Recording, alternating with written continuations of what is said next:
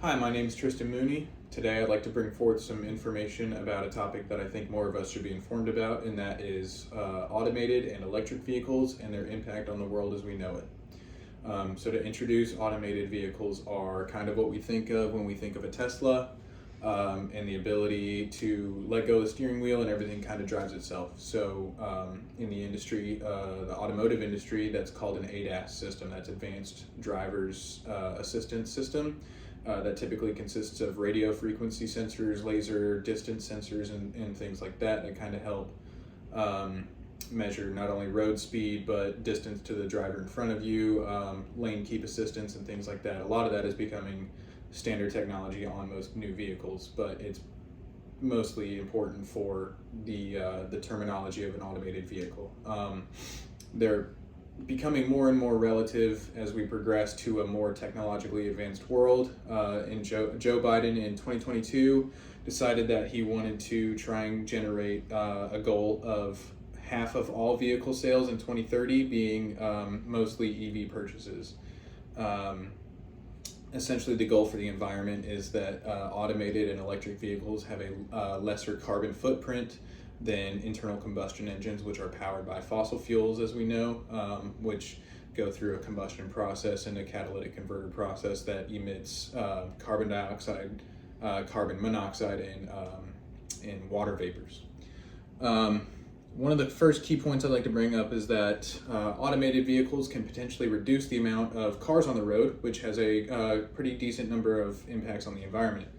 In urban and dense environments, substantial use of automated vehicles can effectively reduce the number of cars on the road. Essentially, the goal would be that automated vehicles would become a new form of public transportation, and that a lot of it would be carpooling, things like small buses, small SUVs, sort of third row seater kind of things.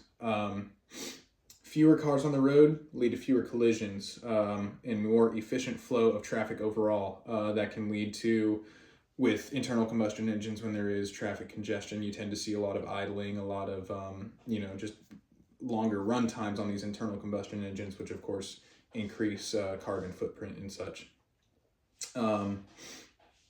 Overall carbon footprint would be reduced. Essentially, transportation takes up 28% of U.S. emissions, 80% of which is caused by light-duty vehicles and medium and heavy-duty trucks, which all run on internal combustion engines, including diesel engines.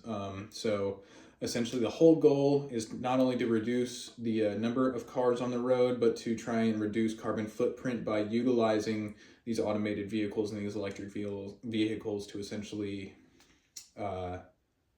kind of mitigate the amount of internal combustion engines that are in use at one time. Second key point I'd like to bring forth is that the more mainstream use of automated vehicles can lead to smoother traffic flow and generate more accessible transportation. As we've seen with Teslas coming into the future, more and more experiments are being taken place by people and companies like Tesla to try and generate these algorithms for self-driving vehicles. It's becoming more and more popular with these companies that produce electric vehicles. Essentially, an automated vehicle can be more efficient in traffic flow due to the use of highly intelligent algorithms. So the more that we can modernize and create a more ideal algorithm, essentially the greater the chances of less accidents happening, less traffic congestion due to more intelligent flow when and where vehicles are placed and when and where things move, instead of just having kind of red lights, green lights, and figuring all that out. More efficient algorithms lead to fewer crashes and less traffic congestion, which can be, it can be generated by civil engineers that are present for certain areas. The use of automated vehicles can effectively restructure and it can modernize public transportation, which in less urban areas, like some of the areas around me, that's nearly disintegrated. I mean, public transportation is at an all-time minimum. You rarely see public transport buses, but the use of automated vehicles raises the potential for that to be kind of revamped. So that can be a big plus. That can generate a lot of public transportation, a lot of more affordable transportation for people of any social class. So it brings kind of the ability for easier transportation into more maybe impoverished areas. Uh, one of the last key points I'd like to bring up are some of the downsides. So the production of electric vehicles has a very high carbon footprint, which creates this offset between carbon savings and carbon generation.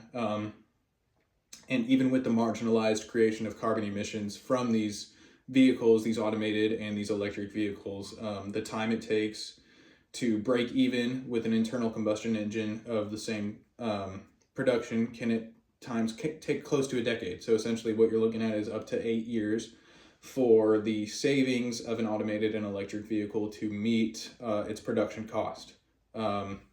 The mines necessary to produce the raw materials, such as lithium, nickel, and cobalt, the heavy metals, those the raw, I guess, production value of that is a very high carbon footprint. You're looking at a lot of diesel engines. You're looking at a lot of very, very large stationary machinery used to mine these raw materials. The transport and storage of these materials takes a large carbon footprint as well. You've got a lot of diesel trucks. You've got a lot of vehicles that are designed to carry a very heavy load, all of which are going to be, at the moment, internal combustion engines, as well as storage. Storage for these raw materials also takes these great dehumidifiers to keep things from oxidizing, which essentially has to be powered by a generator, which is going to be internal combustion at the time. The energy doesn't just come from nowhere. It has to come from, at the moment, the most efficient source of energy happens to be internal combustion, both for transportation and for powering these large storage units.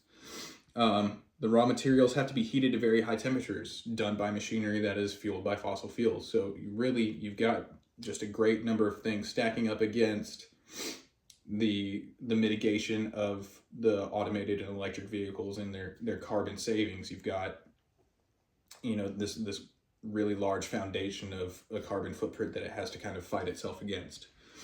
The mass implementation of automated vehicles will generate a huge loss of jobs for all members of the automotive workforce.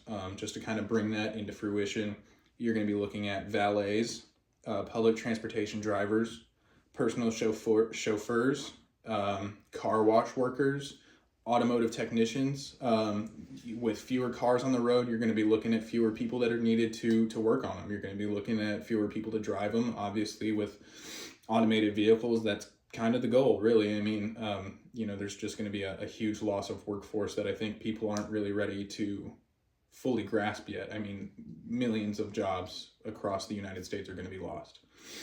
In conclusion, a lot of the key points, we saw a lot of good things here. Automated vehicles have the potential to restructure land, the ability to repurpose parking lots and parking garages, as there will be fewer vehicles on the road, so you won't need as much storage for them. You're looking at less carbon footprint in the long run if we can get these automated and electric vehicles to outlive the amount of time it takes for them to kind of catch up to themselves, to break even with their carbon footprint than it takes to generate these vehicles in the first place.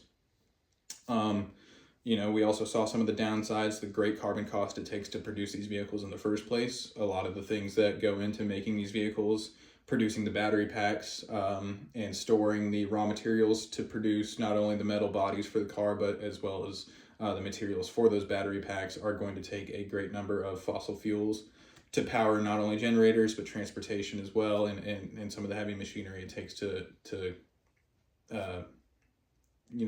mine those. That's kind of all I had for today. I hope that this kind of brought forth some information for you that was helpful in helping you decide on how you stand on this. And as we go into the future, I hope that you feel more informed about automated and electric vehicles.